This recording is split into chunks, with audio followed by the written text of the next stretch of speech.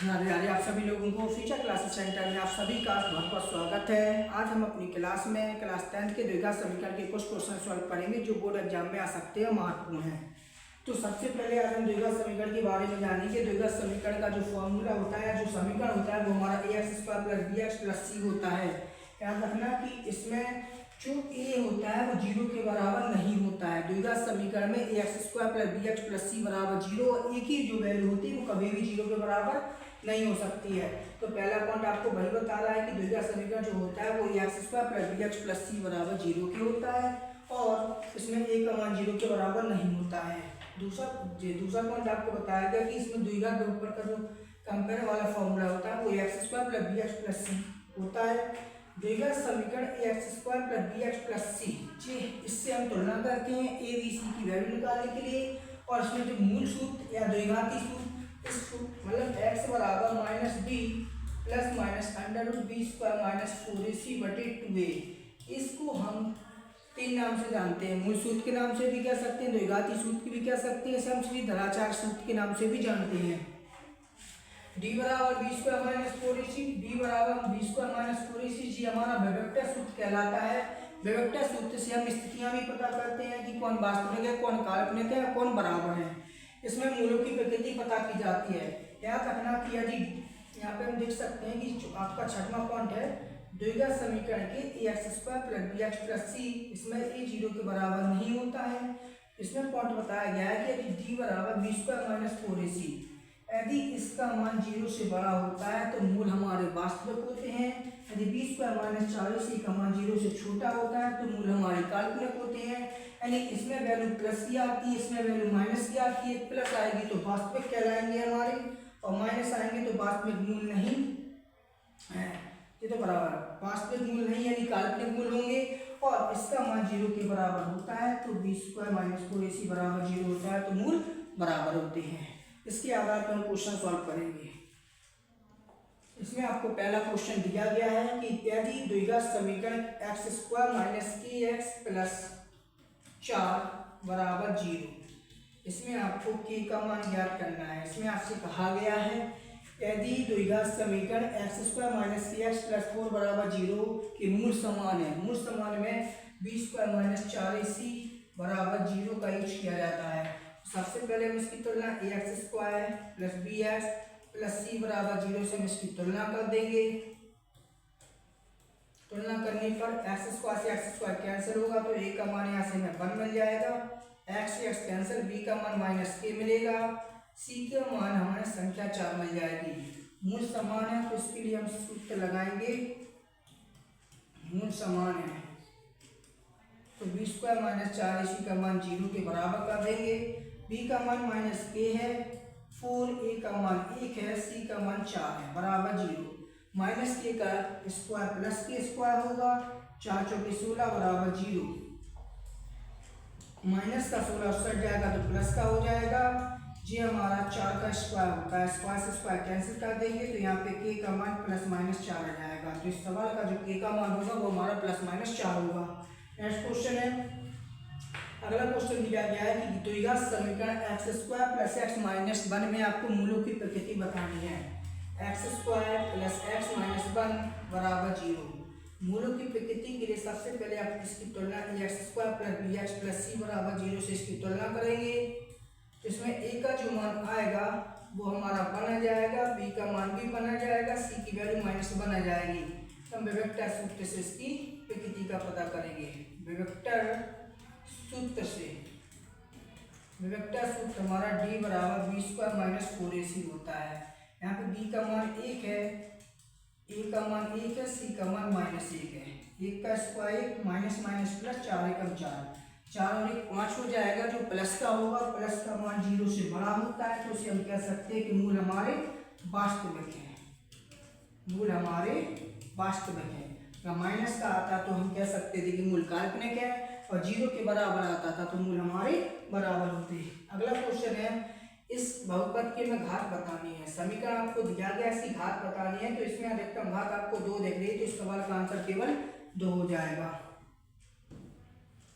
Next question है, next question आपको दिया गया है जांच करना है कि द्विघात समीकरण है। आपको दो क्वेश्चन दिए गए हैं, आपको बताना है कि ये द्विघात समीकरण है या नहीं। इनको हम सॉल्व करेंगे और सॉल्व करने के बाद यदि A X square plus B X plus C की फॉर्म जो बनाते हैं तो हमारा द्विघात समीकरण होगा, वरना द्विघात समीकरण नहीं होगा।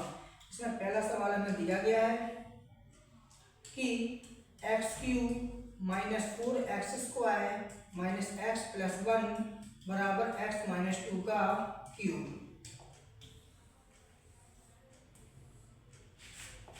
X cube minus 4x square minus X plus 1, इसमें हम ए माइनस बी का होल क्यूब खोल लेंगे। ए माइनस बी का होल क्यूब होता है A cube minus B cube minus 3ab कोष्टक में ए माइनस बी। ए की जगह एक्स तो एक्स का स्क्वायर, बी की जगह 2 तो 2 का क्यूब 8 हो जाएगा 3ab एंड ब्रैकेट में A minus B X minus 2 X की power 3 minus 4x square minus X plus 1 equal to यहाँ पे 3 यहाँ पे 8 3 दूनी 6x ये कोष्टक में x माइनस 2। यहाँ पे होगा x cube minus 4x square minus का x plus 1 x cube minus 8 minus 6x का इसमें गुणा करेंगे 6x square minus minus plus 6 दूनी 12x। अब इन सारे नंबर्स को हम इस साइड पर छांदा कर लेंगे तो x cube minus 4x square minus का x प्लस 1 प्लस का एक्स क्यूब माइनस का हो जाएगा माइनस का 8 प्लस का हो जाएगा माइनस का 6x स्क्वायर प्लस का हो जाएगा प्लस का 12x माइनस का हो जाएगा इक्वल टू में 0 लिख देंगे। अब देख सकते हैं कि यहाँ पे जो प्लस का और माइनस का कैंसिल हो जाएगा। 6x स्क्वायर में से 4x स्क्वायर माइनस होगा तो 2x स्क्वायर बचेगा 12x और 1 13x हो जाएंगे क्योंकि दोनों नंबर्स माइनस के हैं तो माइनस में नंबर्स जोड़ते हैं माइनस का चिन्ह आता है। अब देख सकते हैं 12 13 8 और 1 9। तो इस सवाल का जो समीकरण बना वो हमारा 2x square minus 13x plus 9 बना। अब देख सकते हैं कि जिस समीकरण हमारा ax square plus bx plus c के रूबरू बन रहा है। देख सकते हैं यहाँ पे ax square bx plus c तो हम कह सकते हैं अतः द्विघात समीकरण है। अतः यह द्विघात समीकरण है, द्विघात समीकरण है। अगला क्वेश्चन आपको दिया गया है x माइनस 3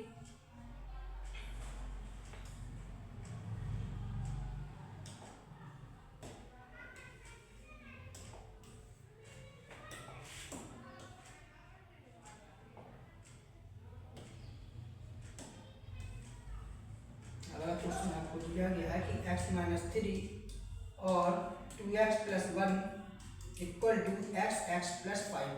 तो यहाँ पे आप मल्टीप्लाई कर दीजिए 2x का इसमें करेंगे 2x square 2 3 6 plus 1x minus 3 equal to x square x का 5 में 5x इन दोनों को पक्षांतर कर लेंगे 6x plus x minus 3 plus का x स्क्वायर साइड आएगा तो माइनस का प्लस का 5x साइड आएगा तो माइनस का हो जाएगा।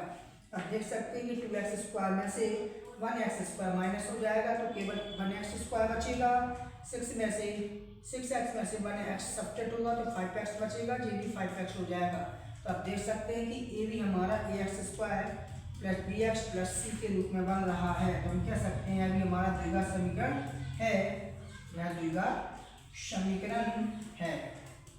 तो द्विघात समीकरण का पता करने के लिए हम सबसे पहले क्वेश्चन को सॉल्व करेंगे, उसके बाद देखेंगे कि यह ax square plus bx plus c की फॉर्म में बन रहा है या नहीं। यदि ax square plus bx plus c की फॉर्म में बन रहा है और a का मान 0 के बराबर नहीं आ रहा है तो हम कह सकते हैं कि यह हमारा द्विघात समीकरण है। अगला क्वेश्चन आपको दिया गया है, कहा गया है यदि दो संख्याएं ज्ञात, ऐसी दो संख्याएं ज्ञात कीजिए जिनका योग 27 है और गुणनफल 182। तो मान सकते हैं कि माना कि एक संख्या x है, माना कि एक संख्या x है और दूसरी संख्या हमारी 27 माइनस x मान लेंगे। दूसरी संख्या 27 माइनस x हो जाएगी, ठीक है। इनका गुणनफल हमें 182 दिया गया है, इनका गुणनफल हमें 182 दिया गया है। इनका हम गुणा कर देंगे तो जी हमारा x और 27 माइनस x बराबर 182 हो जाएगा। इनका गुणा करेंगे 27x माइनस एक्स स्क्वायर बराबर 182 माइनस एक्स स्क्वायर लिख लेंगे, पीछे 27x कर देंगे, प्लस का 182 को साइड आएंगे तो ये माइनस का हो जाएगा बराबर में 0। अब यहाँ पे माइनस का हम डिवाइड कर देंगे, माइनस का भाग कर देंगे, तो जी हमारा प्लस का हो जाएगा, जी माइनस का हो जाएगा, जी हमारे 182 हो जाएंगे। अब जी हमारी द्विघात समीकरण बन रहा है, तो इसके हम गुणनखंड बनाएंगे। गुणनखंड बनाने के लिए हमें 182 को ऐसे दो खंडों में तोड़ना होगा कि उनका गुणा करें तो 182 आए, जोड़े तो 27 आए। तो हम 14 और 13 को जोड़ेंगे तो 27 हो जाएगा, गुणा करेंगे तो 182 हो जाएगा। इनके गुणनखंड बना लेंगे। 14x माइनस 13x प्लस का 182 बराबर 0 हो जाएगा। इसके बाद इनको दो दो खंडों में तोड़ देंगे। यहाँ पे हम x कॉमन लेंगे तो x माइनस 14, यहाँ पे हम 13 कॉमन लेंगे तो यहाँ पे x माइनस 14 हो जाएगा। यहाँ पे एक कोष्टक में x माइनस 14, दूसरे में x माइनस 13 हो जाएगा। इसको अलग अलग करेंगे तो एक 14 होगा, एक 13 होगा। तो हम इन x के पहले x बराबर 14 को समीकरण 1 में रख देंगे, समीकरण 1 से। तो यहाँ से y का मान हमारा 13 निकल जाएगा। और हम यदि हम x का मान 13 रख देंगे, x का मान समीकरण 1 से, यानी समीकरण 1 से हम रख देंगे तो y का मान हमारा 14 निकल जाएगा। तो इस प्रकार 13, 14 हमारी संख्याएं प्राप्त हो जाएंगी। नेक्स्ट क्वेश्चन है आपका, दो क्रमागत धनात्मक पूर्णांक ज्ञात कीजिए जिनके वर्गों का योग 365 है। आपको ऐसे धनात्मक पूर्णांक निकालना है कि उनका वर्ग करने पर और योग करने पर उनका कितना आना चाहिए, 365। तो आप यहाँ पे संख्या मान लीजिए, माना की संख्या x है, माना कि एक संख्या बराबर x और दूसरी संख्या हमारी हो जाएगी x प्लस 1, दूसरी संख्या हमारी x प्लस 1 हो जाएगी। इनके वर्गों का योग हमें दिया गया है 365, इनके वर्गों का योग 365 दिया गया है, इनके वर्गों का योग हमें 365 दिया गया है। तो x का वर्ग करेंगे तो x स्क्वायर होगा, x प्लस 1 का वर्ग करेंगे तो यहाँ फॉर्मूला लग जाएगा a प्लस बी का होल स्क्वायर। तो a square X square, B की जगह 1 का square 1 2ab equal to 365। X square जोड़ देंगे 2x स्क्वायर हो जाएगा, प्लस का 2x आएंगे, जी 1 पीछे लिख देंगे, 365 को साइड लाएंगे तो जी माइनस का हो जाएगा। तो यहाँ पे हम 2x स्क्वायर प्लस 2x इनको घटाएंगे तो ये 364 हो जाएगा। और हम देख सकते हैं कि इसमें पूरे में 2 का भाग जा रहा है, तो 2 का भाग देके इसको हम छोटा कर लेंगे, 2 का भाग। तो x square plus x minus 2 1 कम 2 2 8 16 2 2 4। तो यहाँ पे भी आपके 182 बने। तो यहाँ पे भी आपको गुणनखंड ऐसे करने हैं कि गुणा करने पर 182 आए और घटाने पर 1 बचे। तो यहाँ पे देख सकते हैं कि 14 में से 13 जाएगा तो 1 बचेगा और गुणा करेंगे तो 182 हो जाएगा। तो यहाँ पे x square plus 14x minus का 13x माइनस का 182 बराबर में 0। यहाँ पे हम x कॉमन लेंगे तो यहाँ पे x प्लस 14 बचेगा, यहाँ पे 13 लेंगे तो एक कोष्टक में x प्लस 14 हो जाएगा, एक कोष्टक में x प्लस 14, दूसरे कोष्टक में हमारा x माइनस 13 होगा। अब देख सकते हैं कि 14 को हम कन्वर्ट करेंगे तो माइनस 14 होगा, माइनस 13 को ले जाएंगे तो प्लस 13 होगा। तो यहाँ पे जो हमारी संख्या है कि पहली संख्या जो हो जाएगी वो x मान लिया था तो x का मान 13 हो जाएगा। तो दूसरी संख्या हमने x प्लस 1 ली थी तो 13 प्लस 1 बराबर 14 हो जाएगा। तो यहाँ पे दो क्रमांक संख्या हमारी 13 और 14 होंगी जो इस सवाल का आंसर होगी। अगला सवाल में दिया गया है, क्या एक ऐसी पार्क की बगिया बनाना संभव है जिसकी लंबाई चौड़ाई से दोगुनी है। यहाँ पे हम चौड़ाई मान लेंगे x, माना कि चौड़ाई बराबर x मीटर और यहाँ पे लंबाई को हम दोगुना कर देंगे 2x मीटर मान लेंगे। इनका जो हमें क्षेत्रफल दिया गया है, इनका क्षेत्रफल हमें जो दिया गया है वो हमें 800 मीटर स्क्वायर दिया गया है। तो आपको पता है कि यहाँ पे हमें आम की बगिया बनाना है, तो आयताकार बगिया बनाने के लिए आयत का फॉर्मूला क्या होता है, आयत का क्षेत्रफल बराबर लंबाई गुणा चौड़ाई। तो यहाँ पे क्षेत्रफल 800 है, लंबाई हमारी 2x है, चौड़ाई x है, 200 कट करेंगे 400 होगा, x स्क्वायर हो जाएगा, ये 20 का स्क्वायर होता है, स्क्वायर से स्क्वायर कैंसिल कर देंगे तो यहाँ पे x का मान हमारा 20 मीटर हो जाएगा। हम कह सकते हैं जो हमने चौड़ाई मानी थी वो हमने x मानी थी तो x का मान 20 मीटर हो जाएगा। लंबाई जो मानी थी वो हमने 2x मानी थी तो 2 × 20 = 2, ये दूरी 40 मीटर हो जाएगा। तो यहाँ पर लंबाई चौड़ाई का मान 240 मीटर आ जाएगा। नेक्स्ट क्वेश्चन है, निम्न द्विघात समीकरणों की मूलों की प्रकृति निकालनी है। तो आपको मूलों की प्रकृति निकालनी है। 2x² माइनस 3x प्लस 5 बराबर 0। मूलों की प्रकृति निकालने के लिए आपको सबसे पहले तुलना करना होगा ax² plus bx plus c से। उसके बाद आप वेक्टर का सूत्र लगाएंगे। तो ax² plus bx plus c बराबर 0 से इसकी तुलना कर देंगे। तुलना करने पर आपको a बराबर 2 मिल जाएगा, b बराबर -3 मिल जाएगा, c बराबर 5 मिल जाएगा। इसके बाद आप देख सकते हैं कि हम विभक्तर सूत्र लगाएंगे। विभक्तर सूत्र जो होता है वो b² माइनस 4ac होता है। b का मान -3, 4, a का मान 2, c का मान 5 हो जाएगा। 3 का स्क्वायर 9, 5 के बीच 2 40। यहाँ पे आप देख सकते हैं कि -31 होगा। -31 का मान 0 से छोटा होता है। हम कह सकते हैं मूल वास्तविक नहीं है। मूल वास्तविक नहीं है, इसकी जगह मूल हम लिख देंगे काल्पनिक है। मूल कैसे हैं? मूल काल्पनिक है। वास्तविक ना होके कैसे हैं? काल्पनिक। मूल काल्पनिक है। यदि आपको क्लास अच्छी लगी हो तो आप लाइक करें, शेयर करें, सब्सक्राइब करें, और यदि आपका कोई डाउट होता है तो आप हमें कमेंट में ज़रूर बताएं।